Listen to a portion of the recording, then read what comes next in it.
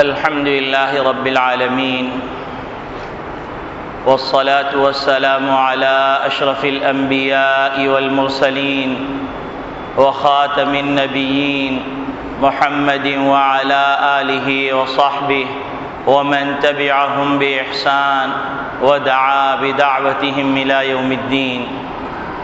أما بعد فأعوذ بالله من الشيطان الرجيم. بسم الله الرحمن الرحيم.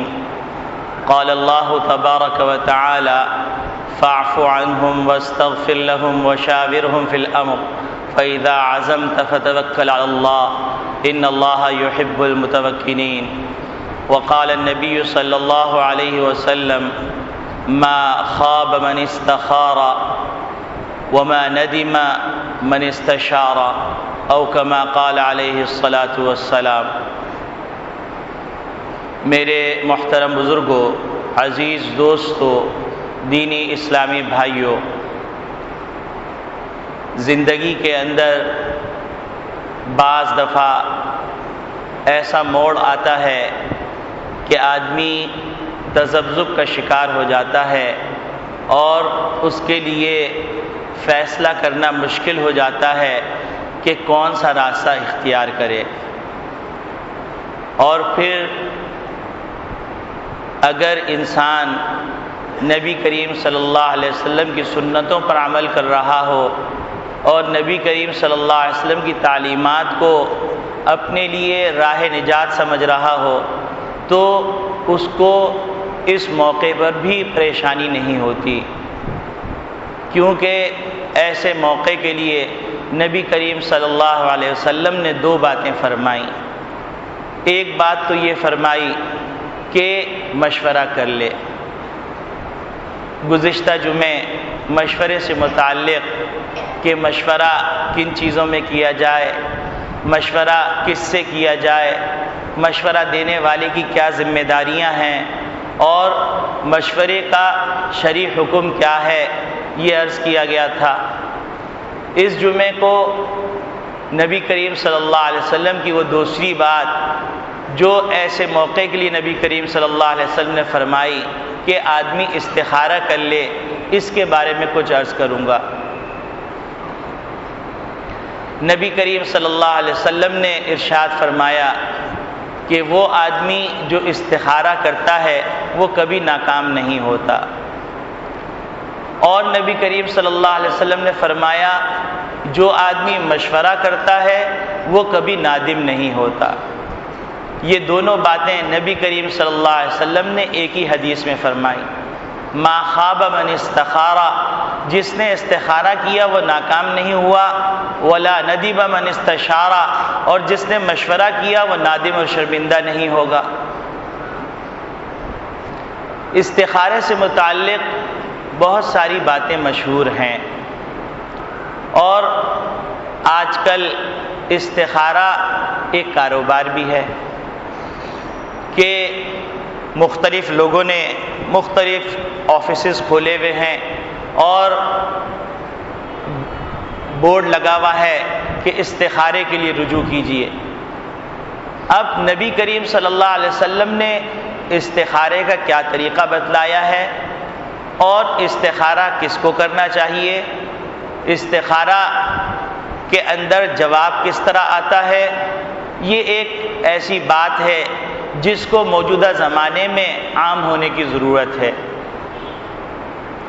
ورنہ لوگ غلط فہمی میں مبتلا اور مختلف قسم کے عجیب غریب معاملات میں جس کا استخارے سے بھی تعلق نہیں اور جس کا سنت سے بھی تعلق نہیں اس میں مصروف ہوتے چلے جا رہے ہیں اور سمجھ رہے ہیں کہ استخارہ کرنے کے لیے بزرگی چاہیے، بہت بڑا رتبہ چاہیے، کوئی ریاضت ہوئی بھی ہو تو جا کر استخارے کا نتیجہ آئے گا.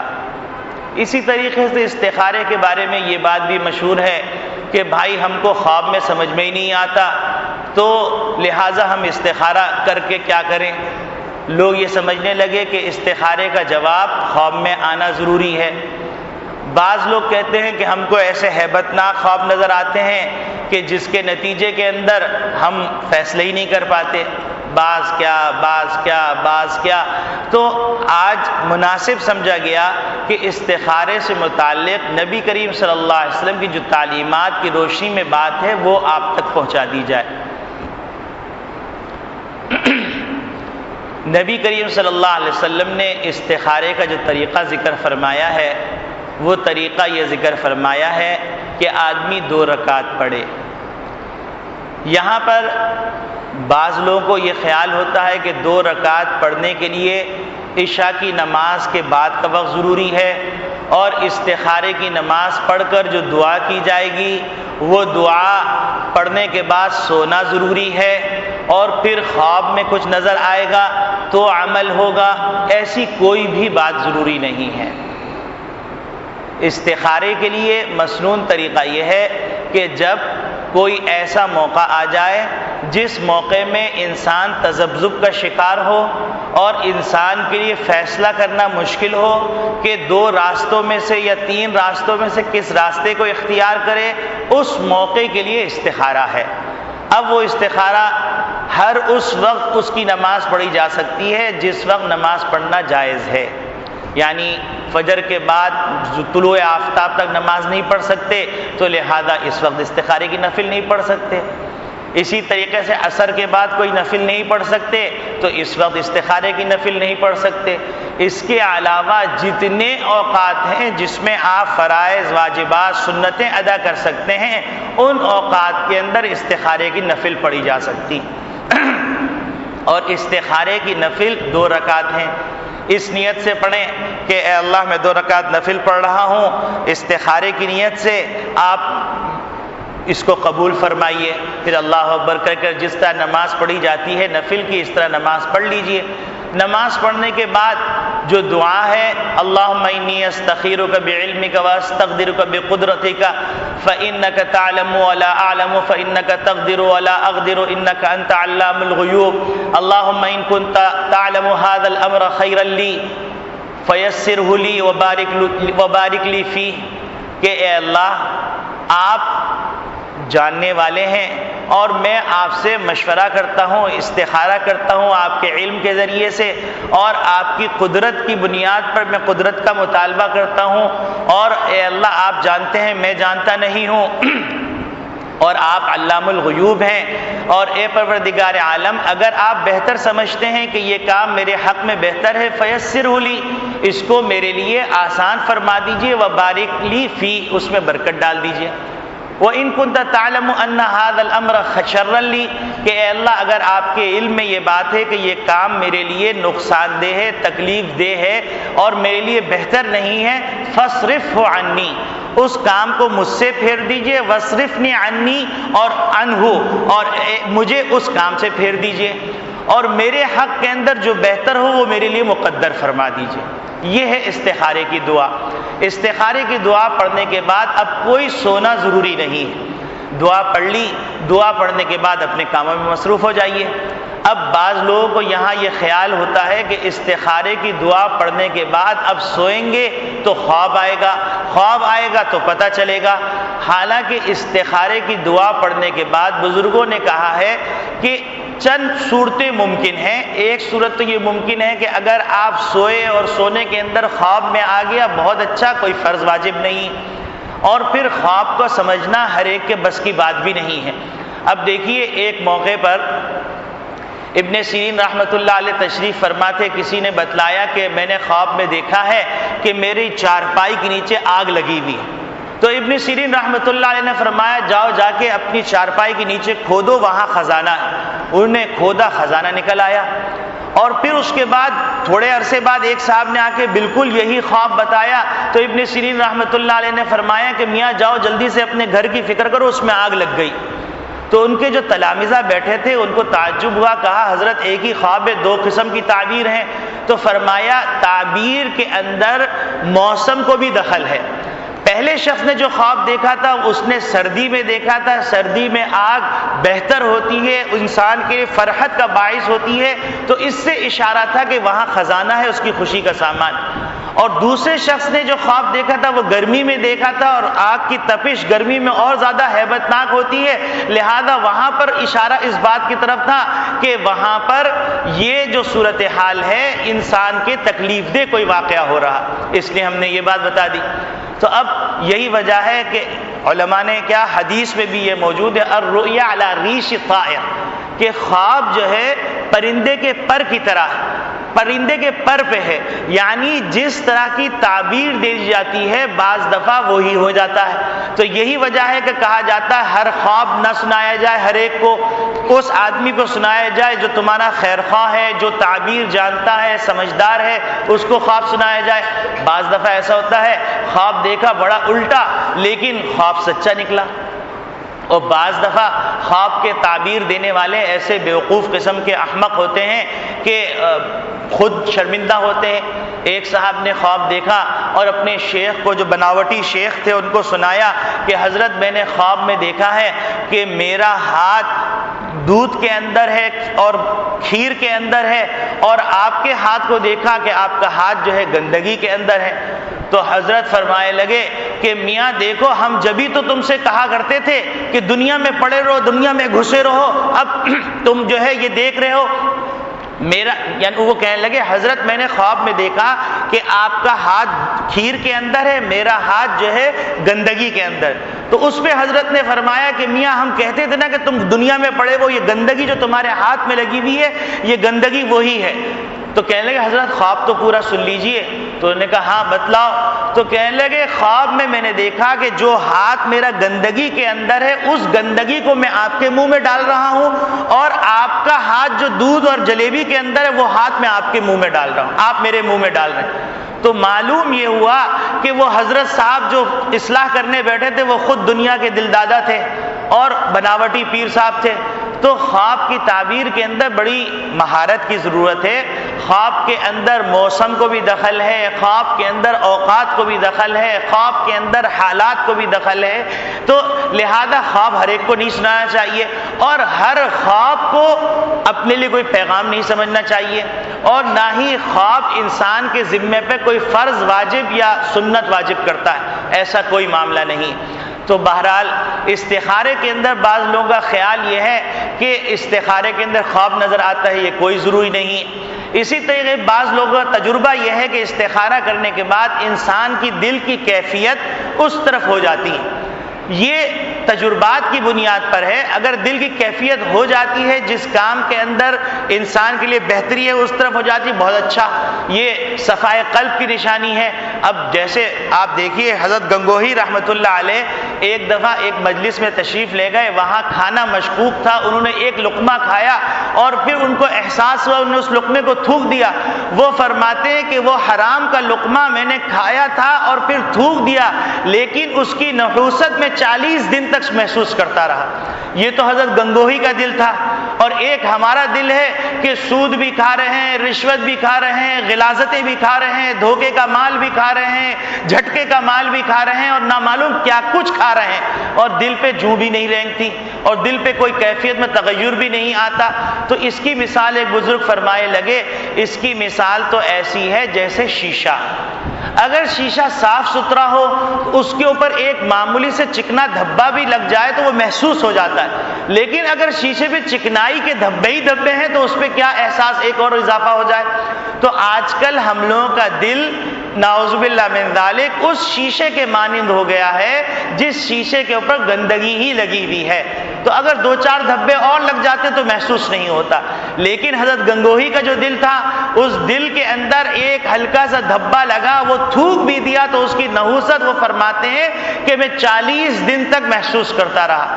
بہت سے لوگ کہتے ہیں کہ حضرت آج کل گناہ کی طرف بڑا داعیہ ہو رہا، تو گناہ کی طرف داعیہ ہونا یہ بھی اس مال کے کھانے کا نتیجہ ہوتا ہے جو حرام کا ہوتا ہے۔ حرام مال اگر پیٹ میں چلا جائے تو اس کی تاثیر ہے کہ گناہ کی لذت پیدا ہو جاتی ہے، گناہ کا اشتہا پیدا ہو جاتا ہے، گناہ کا اشتیاق پیدا ہو جاتا ہے۔ بہرحال استخارہ کرنے کے بعد اگر خواب میں نظر آ جائے بہت اچھی بات، اگر خواب میں نظر نہیں آتا تو تجربات ہیں، ان تجربات کی بنیاد پہ کہا جاتا ہے کہ دل کا میلان ہو جاتا ہے اس بات کی طرف جس بات کے اندر خیر ہو، اور اگر یہ بھی نہ ہو تو پھر اللہ رب العالمین ایسے اسباب پیدا فرما دیتے ہیں اس استخارے کی برکت سے کہ آدمی کا وہ کام جو اس کے حق میں بہتر ہے وہ کام ہو جاتا ہے۔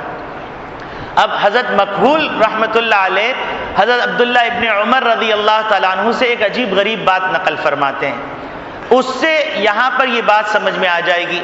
حضرت مکحول رحمۃ اللہ علیہ حضرت عبداللہ ابن عمر رضی اللہ تعالیٰ عنہ سے نقل فرماتے ہیں کہ حضرت عبداللہ ابن عمر رضی اللہ تعالیٰ عنہ نے فرمایا ان الرجل یستخیر اللہ تبارک و تعالی، کہ ایک آدمی استخارہ کرتا ہے اللہ رب العالمین سے اپنے معاملے کے اندر، فیختار لہ، اللہ رب العالمین اس کے لیے ایک کام منتخب فرما دیتے ہیں، فیسخط علی ربہ، وہ بندہ اللہ پہ ناراضگی کا اظہار کرنے لگتا ہے اور کہتا ہے کہ میں نے تو استخارہ کیا تھا فلاں کام ہو جائے اور وہ کام نہیں ہوا، اللہ نے یہ کام کر دیا، اس میں بظاہر تو میرے لیے کوئی خیر نظر نہیں آ رہی۔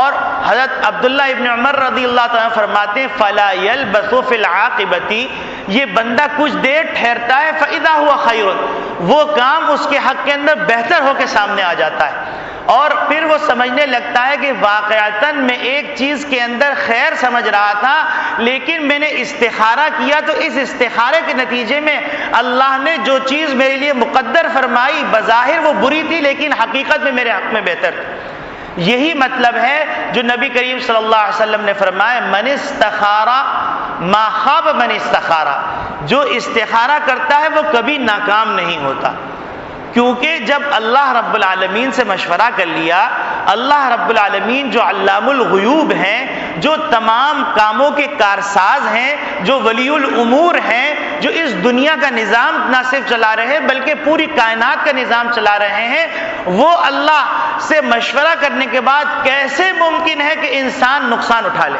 قسم خدا کی نہیں ہو سکتا۔ اگر کوئی آدمی ایک سمجھدار آدمی سے مشورہ کرنے جاتا ہے جس کو کسی فن میں مہارت ہے، وہ آدمی اس کو مشورہ دیتا ہے تو آدمی کو اس بات کا اتنا اعتماد ہوتا ہے کہ میں نے فلاں تجربے کار آدمی سے مشورہ کیا ہے، وہ میرے حق میں مخلص بھی ہے، اس نے مجھے غلط مشورہ نہیں دیا، مجھے نقصان نہیں ہوگا۔ تو جب انسان ایسا ہے تو اللہ جو اس انسان کا خالق ہے، عقل کا پیدا کرنے والا ہے، جو کارساز ہے، وہ اللہ کیسے غلط راستے پہ ڈال دے گا؟ تو یقیناً استخارہ کرنے کے بعد کوئی آدمی ناکام ہو ہی نہیں سکتا، چاہے ظاہری شکل میں ناکامی نظر آ رہی ہو لیکن حقیقت کے اندر وہ ناکام نہیں ہوگا۔ ایک بزرگ نے تو اس بات کو عجیب غریب انداز سے سمجھایا، وہ فرمانے لگے کہ دیکھو میاں، انسان بعض معاملات کے اندر بچے کے مانند ہے، جیسا کہ ایک بچہ اپنے لیے ایک چیز کا فیصلہ کرتا ہے اور وہ یہ سمجھتا ہے کہ یہ میری زندگی کی کامیابی کی منزل ہے، اور وہ ضد کرتا ہے اپنے ماں باپ سے کہ امی یہ مجھے دے دیجئے، ابو یہ مجھے دے دیجئے، ضد کر رہا، لیکن ماں باپ اس کے حق کے اندر سمجھتے ہیں کہ نقصان دہ ہے، ماں باپ اس کو جو ہے وہ چیز نہیں دیتے۔ لیکن جب وہ بچہ اس وقت سوچتا ہے تو اس وقت یہ کہتا ہے کہ ماں باپ میرے لیے ظلم کا معاملہ کر رہے ہیں، میرے لیے ظلم کا فیصلہ کر رہے ہیں۔ لیکن جب بڑا ہو جاتا ہے اور پھر سوچتا ہے تو کہتا ہے واقعتاً میری ماں نے، میرے والد نے جو مجھے اس وقت اس کام سے روکا، آج مجھے اس کا فائدہ سمجھ میں آ رہا ہے۔ تو جب انسان کے ماں باپ کا یہ معاملہ ہے تو اللہ تو 70 ماؤں سے زیادہ محبت کرنے والے ہیں، وہ کیسے غلط راستے پہ ڈال دیں گے؟ ہرگز ایسا نہیں ہو سکتا۔ تو استخارے کے حوالے سے جو عجیب غریب سلسلے شروع ہو گئے ہیں، حتیٰ کہ بڑے بڑے بورڈ لگ گئے ہیں، اور نہ صرف یہ کہ بورڈ لگ گئے ہیں بلکہ آج کل تو سننے میں یہ آیا ہے کہ ایسے مختلف چینلز پہ شو آ رہے ہیں جس کے اندر باپو جی بیٹھے ہوئے ہیں اور فون آتا ہے، باپو سے پوچھتے ہیں باپو یہ کام میں کروں، تو باپو کہتے ہیں رک جاؤ، پھر اس کے بعد کہتے ہیں نہیں تم پر کالا علم ہو گیا ہے اور لہذا تم یہ کام مت کرو، تم وہ کام کر لو۔ اب یہ بھی ایک غلط فہمی ہے کہ استخارے کے ذریعے سے اگر کوئی آدمی یہ سمجھتا ہے کہ استخارے کے ذریعے سے مستقبل کے علم ہو جائے گا، غیب کا علم ہو جائے گا، تو یہ سوائے حماقت کے اور کچھ نہیں ہے۔ مشورہ ہے یہ، اور اس مشورے کے اندر علم ہو جانا کوئی ضروری نہیں ہے۔ اگر کوئی بات انسان جو سوچ رہا ہے اس کے موافق ہو جائے تو اس کو صرف اور صرف یہ کہا جائے گا کہ ایک اتفاق ہے، حسن اتفاق، بہت سارے معاملات ہیں اس میں حسن اتفاق ہو جاتا ہے. تو حسن اتفاق اگر ہو جائے تو حسن اتفاق کو دلیل نہیں بنایا جا سکتا. دلیل تو قرآن، حدیث، اجماع اور قیاس ہے. اس کے علاوہ کوئی آدمی کسی چیز سے دلیل اور استدلال کرے تو وہ اس کی کم علمی ہوگی، ناسمجھی ہوگی، بچپنا ہوگا. تو لہذا یہ جو ایک استخارے کا ایک فیشن چل گیا ہے، بھیا کرنے کے بہت سارے کام ہیں، فرائض ہیں، واجبات ہیں، حرام سے بچنا ہے، گناہوں کو چھوڑنا ہے. عجیب مسئلہ ہے، کسی کے اندر دینداری آتی ہے تو دینداری آنے کے بعد وہ فوراً سب سے پہلے کیا کرتا ہے؟ وہ وظائف معلوم کرنا شروع کرتا ہے. مجھے کوئی ایسی تسبیح بتا دیجئے کہ میں ہوا میں اڑنے لگوں، مجھے کوئی ایسی تسبیح بتا دیجئے کہ میرا کاروبار آسمان کے اوپر چڑھ جائے اور یہ ہو جائے وہ ہو جائے. ارے ساری تسبیحات کو چھوڑو، اس کے بعد اگر کوئی کام کرنا ہے تو وہ کام ہدایت مل گئی تو ہدایت ملنے کے بعد جو سب سے پہلا کام کرنا ہے وہ توبہ ہے. توبہ کے لیے ایک اجمالی توبہ ہے، ایک تفصیلی توبہ ہے. اجمالی توبہ تو یہ ہے کہ استغفر اللہ ربی من کل ذنب واتوب الیہ. تفصیلی توبہ کیا ہے؟ ایک دفعہ انسان اپنی بلوغت کے زمانے سے لے کر اب تک جب تک اس کو ہدایت نہیں ملی تھی اس وقت تک سارے گناہوں کا استحضار کرے. استحضار کرنے کے بعد ایک ایک گناہ کے اوپر اللہ کے سامنے ندامت کرے، ندامت کا اظہار کرے اور دل میں یہ عزم کرے، اے پروردگار عالم میں دوبارہ اس گناہ کو اختیار نہیں کروں گا. اب یہ سب سے پہلا کام مکمل ہو گیا. اب دوسرا کام لوگ یہ سمجھتے ہیں کہ اب چلو کسی ایسے آدمی کے پاس چلنا چاہیے جس کے پاس کوئی زبردست چیز ہو، اس سے وہ چیز لے، کیونکہ میں دیندار ہو گیا ہوں. جب میں دیندار ہو گیا ہوں تو لہذا میرے پاس کچھ کرامتیں ہونی چاہیے، کچھ چیزیں ہونی چاہیے. اور پھر ساتھ ساتھ مختلف اوقات کے اندر اس کا اظہار ہو رہا ہے. میاں ہم تو 1000 دفعہ یہ پڑھتے ہیں، میاں آپ کو پتہ ہے ہم تو 1,00,000 دفعہ یہ کام کرتے ہیں، اور فرائض نہیں پورا کر رہے، واجبات پورا نہیں کر رہے، سنتوں کا اہتمام نہیں ہو رہا، حرام کو نہیں چھوڑ رہے، معصیت کو نہیں چھوڑ رہے، سود کو نہیں چھوڑ رہے، رشوت کو نہیں چھوڑ رہے، صلہ رحمی نہیں کر رہے، قطع تعلق کیے ہوئے ہیں، لیکن سمجھ رہے ہیں کہ ہم نے توبہ کر لی اور توبہ کرنے کے بعد اب ہم چونکہ تسبیحات کر رہے ہیں کچھ کرنے کی ضرورت ہی نہیں. بعض دفعہ تو ایسے افراد بھی دیکھنے کو ملے ہاتھ میں زبردست تسبیح ہے اور ساتھ ساتھ سودی لین دین ہو رہا ہے اور ریٹ طے ہو رہے ہیں کہ نہیں میاں 1,00,000 روپے میں اتنے % لوں گا، اور سبحان اللہ سبحان اللہ سبحان یہ چل رہا ہے. تو یہ اللہ میاں کو ایسی تسبیحات کی ضرورت نہیں. تو اگر ہدایت مل گئی تو ہدایت ملنے کے بعد سب سے پہلا کام یہ کرنا ہے کہ فرائض و واجبات معلوم کیجئے کہ کتنی چیزیں مجھ پر فرض ہیں، کتنی چیزیں مجھ پر واجب ہیں، کتنی چیزیں مجھ پر حرام ہیں. پھر معلوم کیجئے کہ زندگی کے اندر کتنی نمازیں چھوٹی ہیں اور ایک ڈائری بنائیے، اس ڈائری کے اندر ان تمام چیزوں کا ایک خانہ بنائیے اور اس خانے کے اندر اپنے اوپر جو فرائض ہیں ان کو لکھ لیجئے اور جن کے حقوق غصب کیے ہیں وہ لکھ لیجئے، جن کے قرضے ہیں وہ لکھ لیجئے. ان تمام چیزوں کے اوپر کام شروع کیجئے. یہ ہے اللہ کی بندگی، یہ ہے اللہ کی اطاعت، یہ اللہ کی دوستی. یہ اللہ کی دوستی نہیں ہے کہ ہدایت ملی تو ہدایت ملنے کے بعد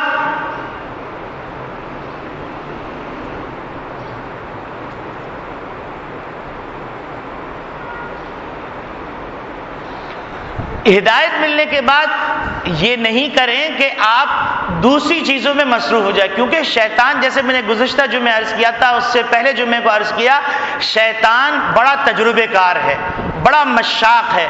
وہ حملہ جو کرتا ہے وہ ہر ایک کو اس کی نفسیات کے مطابق حملہ کرتا ہے. کافر کو کہے گا ہمیں نماز پڑھنے کی کیا ضرورت، ایمان لانے کی کیا ضرورت، چھوڑو تمہارے آبا و اجداد کا علم یہ. مسلمان کو کیا کہے گا کہ ہاں بے شک نوافل پڑھیں گے لیکن ابھی نہیں، آج تو تھوڑی سی مصروفیت ہے، کل سے شروع کرنا. جب کل آئی تو کل آنے کے بعد جو ہے کچھ ہونے کا نہیں، بھول بھال گئے. تو لہذا یہ جو انسان کے اندر کوتاہیاں ہیں، اس کوتاہی کو سمجھیے یہ شیطان کا حربہ ہے.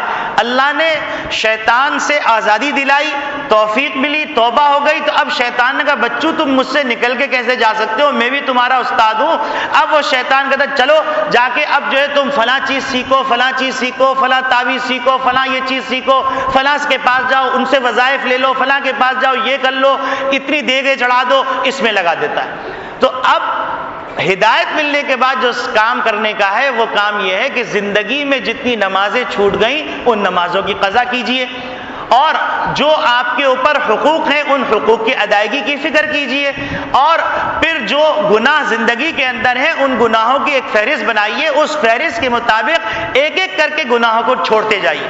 یاد رکھیے کہ کوئی آدمی اگر یہ کہ میں یک لخت ساری چیزیں چھوڑ کے ایک دم میں تیشمار خان بن جاؤں گا، یہ ہو نہیں سکتا۔ انسان کا وجود بھی 9 مہینے میں دنیا میں آیا ہے، تو جب ہر چیز میں تدریج ہے تو اسی طریقے سے اگر لغزش ہو گئی، اپنے گناہوں کے اوپر ندامت ہو گئی لغزش کے بعد، تو اب فوراً آپ اس پہ ایک دم جم جانا، لڑ لینا یہ مشکل کام ہے۔ گھر میں گئے جا کے فریج توڑ دیا، فریج نکال دیا، بیوی کو زبردستی پکڑ کے جو ہے سب چیزیں اس کی زینت کی جو ہے وہ پھکوا دی اور عطر نکال دیے اور بالکل چوغا پہن لیا، اور اب جو ہے نہا بھی نہیں رہے، بدبو آ رہی ہے، سمجھ رہے بہت سادگی ہے، ہمیں آخرت کی تیاری ہے کرنی۔ یہ ساری بیوقوفی کی باتیں ہیں، یہ اسلام نہیں ہے، یہ رہبانیت ہے، فضولیات ہیں، اور یہ شیطان اس میں بھی لگا دیتا ہے۔ اب میاں بیوی میں جھگڑا ہو رہا ہے، جھگڑے ہوتے ہوتے حتیٰ کہ اب مولوی صاحب کے پاس آئے، مولوی صاحب ذرا فتویٰ دے دیجئے، میری بیوی بڑی نافرمان ہو گئی، میں نے پڑھا ہے کہ بیوی نافرمان ہو تو اس کو طلاق دے دینی چاہیے۔ اما تم نے 40 سال اس کے ساتھ گزارے اور خوب خرمستیاں کی، اب جو ہے جا کر اس بیچاری کو دھتکار رہے ہو، یہ دینداری نہیں ہے۔ یہ آج کل ایک خط چلا ہوا ہے عجیب غریب قسم کا، اور نئے نئے فارمولے آ رہے ہیں دینداری کے لیے، اور دینداری کا ایک اور فارمولہ آیا ہے وہ بھی بڑا عجیب غریب ہے۔ بڑی خوبصورت کتابیں چھاپ کر، چھوٹے چھوٹے پمفلٹ ہیں چھاپ کر بانٹے جا رہے ہیں، اور بانٹنے کے بعد مختلف قسم کے شکوک پیدا کیے جا رہے ہیں۔ مثلا تصوف کے بارے میں شکوک پیدا کیا جا رہا ہے کہ حضور صلی اللہ علیہ وسلم کے نزدیک تصوف کوئی چیز نہیں ہے، اور یہ سارے جو ہے فضولیات ہیں، حتیٰ کہ مجد الافسانی رحمۃ اللہ علیہ کے اوپر بھی تنقید، حتیٰ کہ شاہ ولی اللہ محدث دہلوی رحمۃ اللہ علیہ کے اوپر بھی تنقید، حضرت اشرف علی تھانوی رحمۃ اللہ علیہ پہ بھی تنقید، اور سمجھ رہے ہیں بڑے تیسمار خان ہیں، اور ساتھ ساتھ لکھ رہے ہیں کہ میں 20 سال سعودی عرب میں رہ کے آیا۔ واہ واہ واہ واہ سبحان اللہ، 20 سال کتا بھی سعودی عرب میں رہ کے آتا ہے تو وہ کتا ہی رہتا ہے، اور پھر اس کے بعد یہ کوئی تجربہ نہیں، اور اس کے اوپر نوجوان پڑھ رہے ہیں، پڑھنے کے بعد جو ہے دل کے اندر شکوک پیدا ہو رہے ہیں۔ ویسے ہی جو ہے دین سے دوری ہے، اب دین کی طرف علماء کی محنت سے، دعات کی محنت سے، دعوت و تبلیغ کی محنت سے، اللہ والوں کی محنت سے، خانقاہوں کی محنت سے، مدارس کی محنت سے، اولیاء اللہ کی محنت سے لوگ دین کی طرف آ رہے ہیں، تو یہ شیطان جو کہ انسانوں کی شکل کے اندر ہے وہ کتابچے لکھ لکھ کے بانٹ رہے ہیں، اور اتنے خوبصورت کتابچہ کہ آپ اگر کوئی اس کتابچے کو چھپوانے جائیں تو ہزاروں روپے لگے۔ یہ پیسہ کہاں سے آ رہا ہے اور یہ کون انویسٹمنٹ کر رہا ہے؟ یہ سوچنے کی بات ہے اور بڑی فکر کی بات ہے۔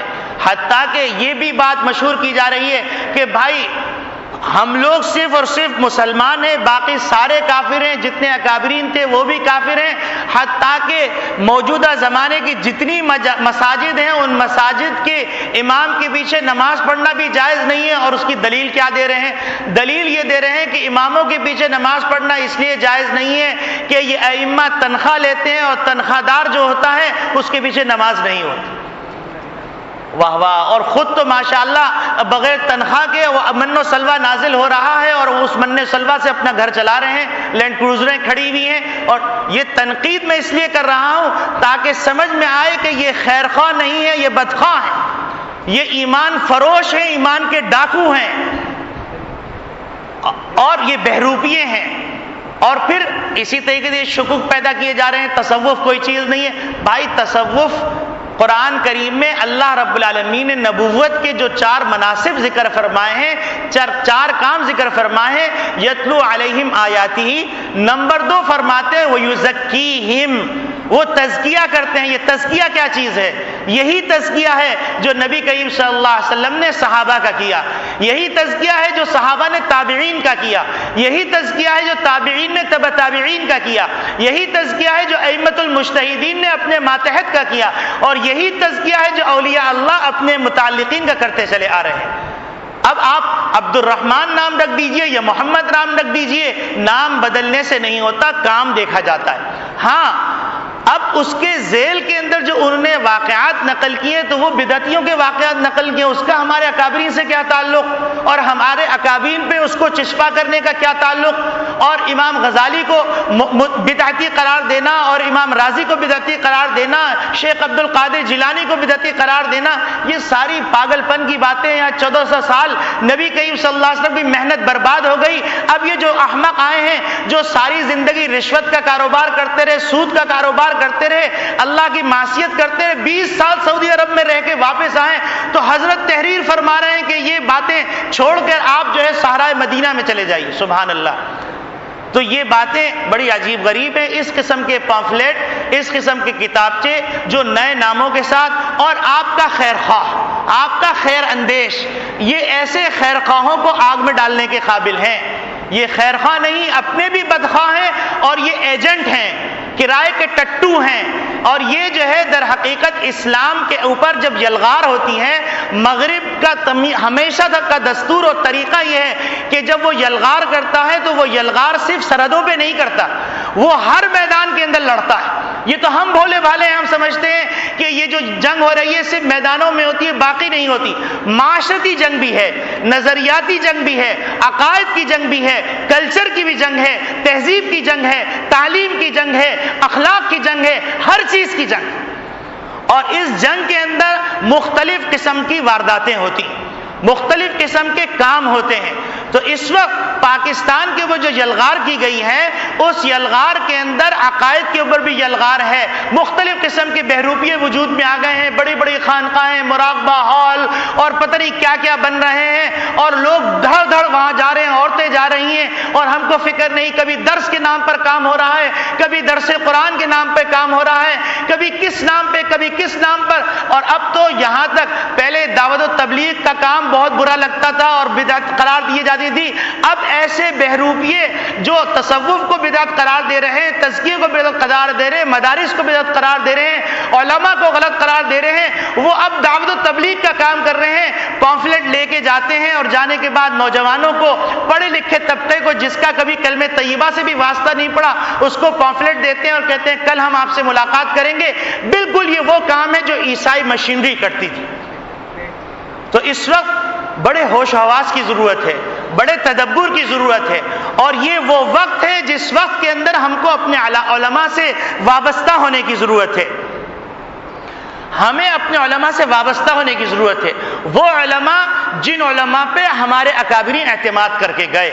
یہ نہیں کہ ساری زندگی چریم داس انداز سے گزر گئی، اب اس کے بعد جب سب چیزوں سے ریٹائر ہو گئے تو داڑھی بھی رکھ لی اور بڑا شاندار لباس بھی پہن لیا، عمامہ بھی باندھ لیا، اور چونکہ پبلک ریلیشن سے تعلق تھا لہذا بڑی اچھی پبلک ڈیلنگ آتی ہے، بہت اچھی اسپیچ دے دیتے ہیں، لہذا ان سے امپریس ہو کے بیٹھ گئے، اوہ ویری شاندار، بہت عمدہ، بہت اچھے پروفیسر دین کی خدمات انجام دے رہے ہیں، اور علماء سے بزن کر ایک جملہ چھوٹا سا چھوڑ دیا جس میں علماء پہ تنقید ہو گئی، مدارس پہ تنقید ہو گئی، اور ان کے متعلقین کے اندر دیکھیں روشن خیالی کے نام پر اندھیری اور تاریکی آ رہی ہے۔ اور وہ جب جاہل تھے تو اس وقت ان کے دل کے اندر کم از کم ندامت تھی، شرمندگی تھی کہ ہم گناہ کے راستے پہ ہیں، اور اب چونکہ شیطان نے ایسے راستے پہ ڈال دیا جس میں درس قرآن بھی ہو رہا ہے، جس میں دوسرے کام بھی ہو رہے ہیں، اور سب کچھ ہو رہا ہے اور سارے کام ہو رہے ہیں، تو لہذا ملامت بھی نہیں ہے۔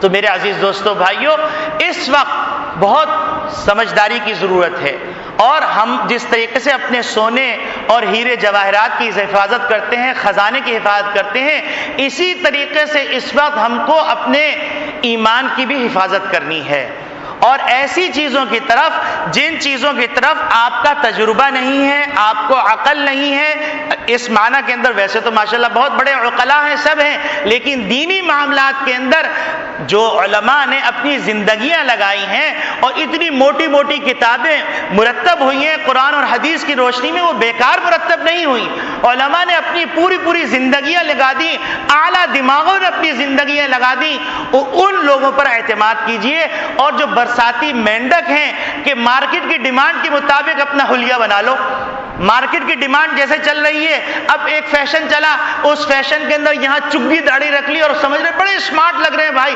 مولوی صاحب نے داڑھی کا کہا تو کیا فنڈامنٹلسٹ ہیں صاحب، یہ داڑھی رکھتے کہ ہم ٹیررسٹ بن جائیں گے، طالبان بن جائیں گے. لیکن ایک کسی اداکار نے یہاں چگی داڑھی رکھ لی، اب بڑے اسمارٹ بن کے پھر رہے ہیں، سمجھ رہے ہیں بہت اچھا، ایسا لگ رہا ہے کسی مکھی نے پخانہ کر دیا. لیکن جو بڑے خوش پھر رہے ہیں اور تقریبات میں بھی جا رہے ہیں. اور پھر کسی اداکار نے ایک باریک سی لکیر بنا دی داڑھ کے اوپر، وہ لکیر بنا کے پھر رہے ہیں، سمجھ رہے ہیں بڑے خوبصورت لگ رہے ہیں. کسی اداکار نے چرچل جیسی مونچھیں رکھ لی، اب چرچل جیسی مونچھیں رکھ کے پھر رہے ہیں، سمجھ رہے ہیں بڑے خوبصورت لگ رہے ہیں. یہ شیطان کے دھوکے ہیں، اس دھوکے میں نہ آئیے اور اپنے دشمنوں کو سمجھیے، اپنے ایمان کی حفاظت کیجیے. اور یہ بات یہاں سے چلی کہ استخارے کے نام پر جو کام ہو رہے ہیں وہ استخارہ خود کرنا چاہیے، استخارہ خود کرنا چاہیے. استخارے کے لیے کوئی بزرگی ضروری نہیں. آپ مجھے بتلائیے مشورے کے لیے کیا بزرگی ضروری ہے؟ آپ اگر نبی کے اصلاح دونوں لفظوں کو ساتھ ذکر فرمایا، ما خاب من استخارہ، جس نے استخارہ کے استخارے کا فاعل خود انسان ہے. ما خاب من استخارہ، وہ شخص ناکام نہیں ہوا جس نے استخارہ کیا خود. ولا ندم من استشارہ، وہ شخص نادم نہیں ہوگا جس نے اس مشورہ کیا. تو معلوم یہ ہوا کہ جب انسان کو تذبذب ہو تو تذبذب کے اندر انسان خود مشورہ کرے، انسان خود استخارہ کرے. اور استخارہ کرنے کے لیے کوئی ضروری نہیں ہے، کوئی ضروری نہیں ہے کہ آپ کو سویا جائے، آپ سوئیں اور آپ کو خواب میں کچھ نظر آئے، یہ کوئی ضروری نہیں. استخارے کا مسنون طریقہ یہ 2 رکعت پڑھیے، 2 رکعت نفل پڑھنے کے بعد آپ استخارے کی دعا پڑھیے، اپنے کام میں مصروف ہو جائیے. اور آپ یاد رکھیے کہ اگر کسی تجربے کار آدمی سے آپ مشورہ کریں گے اور وہ آپ کا خیر خواہ ہوگا، وہ آپ کو غلط مشورہ نہیں دے گا، تو اللہ رب العالمین سے زیادہ باعلم، اللہ سے زیادہ رحم کرنے والا کوئی نہیں ہے. جب آپ نے اللہ سے مشورہ کر لیا، آپ کام کر گزریے، آپ ناکام نہیں ہوں گے. اور مکحول رحمۃ اللہ علیہ کی وہ بات جو انہوں نے عبداللہ ابن عمر رضی اللہ تعالیٰ عنہ سے نقل فرمائی ہے، اس بات کو ذہن میں رکھیے کہ وہ فرماتے ہیں کہ بندہ استخارہ کرتا ہے، اللہ رب العالمین اس کے لیے ایک کام کا انتخاب فرما دیتے ہیں. وہ بندہ اللہ پر ناراض ہو رہا ہوتا ہے کہ اللہ آپ نے میرے لیے یہ کیا فیصلہ فرما دیا، لیکن کچھ دیر گزرتی ہے تو پتہ چلتا ہے یہی بہتر تھا. تو میرے عزیز دوستو بھائیو، یہ ہے استخارے کا مسنون طریقہ. اور پھر اس کے بعد شارٹ استخارے بھی احادیث میں آتے ہیں کہ آپ کے پاس 2 رکعت پڑھنے کا وقت نہیں ہے، آپ کو بر وقت فیصلہ کرنا ہے، تو اس کے لیے 3-4 دعائیں آتی ہیں اور اکابرین کے معمول میں رہی ہیں اور اس کے فوائد اکابرین نے محسوس کیے ہیں. وہ کیا ہے؟ ایک چھوٹی سی دعا، اللہم اخر لی واختر لی. آپ یہ فیصلہ کر نہیں پا رہے کہ آپ کو کیا کام کرنا ہے اور آپ کو ابھی ڈیسیجن لینا ہے، یہ فیصلہ کرنا ہے کہ یہ لاٹ میں اٹھاؤں یا نہ اٹھاؤں، اگر اٹھاؤں گا تو مجھے نقصان ہوگا یا نہیں ہوگا. یہ تذبذب کے اندر ہے. آپ نے کہا اللہم اخر لی واختر لی 3 دفعہ کہا، آپ ڈیسیجن لیجئے، انشاءاللہ آپ کو نقصان نہیں ہوگا.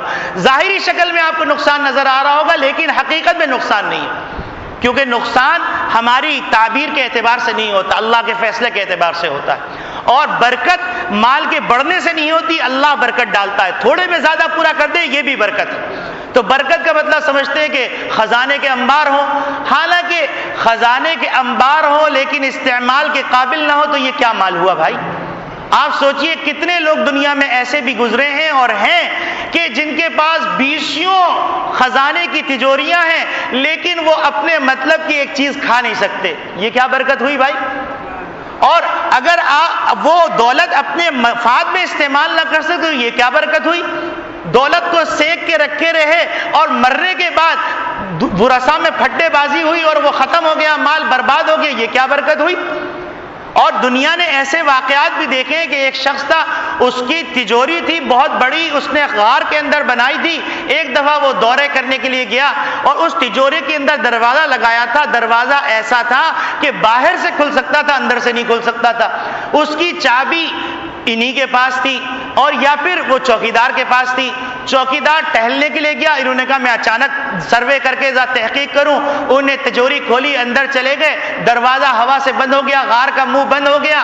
اب سارا خزانہ موجود ہے لیکن چونکہ دروازہ باہر سے کھلتا ہے اور باہر والے کو اطلاع نہیں ہے، لہذا وہ آدمی اس خزانے کے اندر پاؤں رگڑ رگڑ کے مر گیا. تو بتائیے یہ برکت ہے؟ تو برکت اور نقصان یہ اللہ جانتے ہیں. تو یہ آج کل کا جو موجودہ تصور ہے وہ غلط ہے. جیسے آج کل کا موجودہ تصور انشاءاللہ ماشاءاللہ کا عجیب غریب آ گیا کہ پہلے زمانے میں انشاءاللہ خاص کام کے لیے کہا جاتا تھا جس کے بارے میں یہ ہوتا تھا کہ یہ کام میں کر گزروں گا، انشاءاللہ یہ کام میں کروں گا. اور آج کل کسی کام کو ٹالنا ہو تو کہتے ہیں انشاءاللہ. اسی طریقے سے عجیب غریب معاملہ ہو گیا کہ ایک صاحب آئے ایک عالم کے پاس آ کے کہنے لگے حضرت پہلے ہمارے ہاں بڑی بے برکتی تھی، اب تو ماشاءاللہ سے اتنی برکت ہو گئی کہ میں نے 56 انچ کا ٹی وی لے لیا ہے ماشاءاللہ سے، اور میرے پاس ڈش بھی آ گیا ہے، اور میرے پاس 120 چینل چل رہے ہیں. پہلے ہم لوگ کو سنیما ہال جانا پڑتا تھا، اب ماشاءاللہ اللہ کے فضل سے ہم لوگ گھر میں بیٹھ کے تمام چینل دیکھتے ہیں سہولت کے ساتھ. اور میرا اب انشاءاللہ ارادہ یہ ہے کہ میں اب فلاں الٹے سیدھے کام کے نام لیے میں انشاءاللہ وہ کام کروں گا چونکہ اب برکت ہوگی. اب بتلائیے کہ یہ انشاءاللہ ماشاءاللہ زیب دیتا ہے ان کے منہ پر. تو اسی طریقے سے برکت ہے، نقصان ہے، شفا ہے، صحت ہے، ہم نے اپنی عقلوں سے ایک ایک تعبیر بنا لی اور چل رہے ہیں. تو بہرحال میں یہ عرض کر رہا تھا کہ اللہ برکت دینے والے ہیں. ایک دعا تو یہ آتی ہے چھوٹی سی اللہم خر لی واختر لی. دوسری دعا آتی ہے اللہم الہمنی رشدی. یہ دعا بھی ہے، یہ چھوٹا استخارہ شارٹ استخارہ ہے.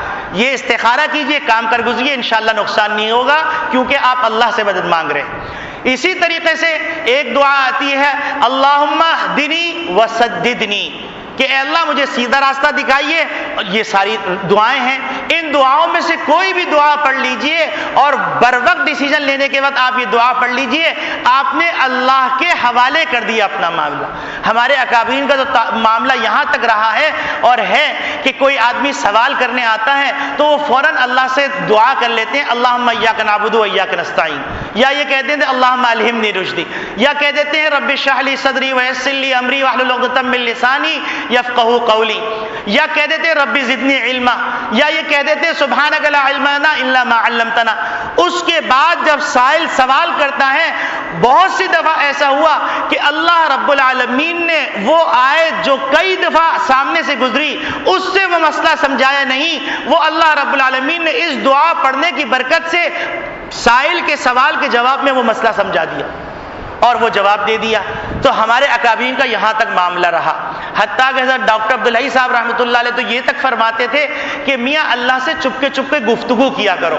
اور چپکے چپکے گفتگو کرنے کے یہی طریقے ہیں جو صبح شام آپ کی نقل و حرکت کی جو دعائیں ہیں نبی کریم صلی اللہ علیہ وسلم جو ذکر فرمائی ہیں کہ بیدار ہونے کی دعا، سونے کی دعا، بیت الخلاء جانے کی دعا، فلاں دعا فلاں دعا فلاں دعا. اب آپ صبح سے شام تک ذکر کر نہیں سکتے. اللہ رب العالمین تو کرے وذکروا اللہ کثیرا، اللہ کا کثرت سے ذکر کرو. آپ یہ جو نقل و حرکت کی دعا پڑھتے رہیں گے آپ کثرت سے ذکر کرنے والے بن جائیں گے. اور پھر جب آپ ذاکرین کے صف میں آ جائیں گے تو جنت کے وہ مقامات جو ذاکرین کے لیے ذکر کیے گئے ہیں فضائل اعمال کو کھولیے، اس میں وہ فضائل پڑھیے تو آپ کا دل چاہے گا کہ ہم ذاکرین بن جائیں. اور ذاکرین بن نہیں سکتے تو ذاکرین بننے کا نبی کریم صلی اللہ علیہ وسلم نے آسان نسخہ بتلایا ہے کہ اپنے نقل و حرکت کے اندر جو دعائیں ہیں ان دعاؤں کا اہتمام کرو، ذاکرین میں بن جاؤ گے. اسی طریقے سے کوئی سوال آیا اور کوئی مسئلہ آیا، کوئی ڈیسیجن لینے کا وقت آیا، آپ نے کہہ دیا اللہم خر لی واختر لی، آپ نے کہہ دیا اللہم الہمنی رشدی، آپ نے کہہ دیا اللہم اہدنی وسددنی. آپ اللہ کے مقرب بندے بن گئے. اور جب اللہ کے مقرب بندے بن گئے تو آپ سوچ سکتے ہیں کہ اللہ آپ کو کیا کچھ عطا کر دے گا. اللہ رب العالمین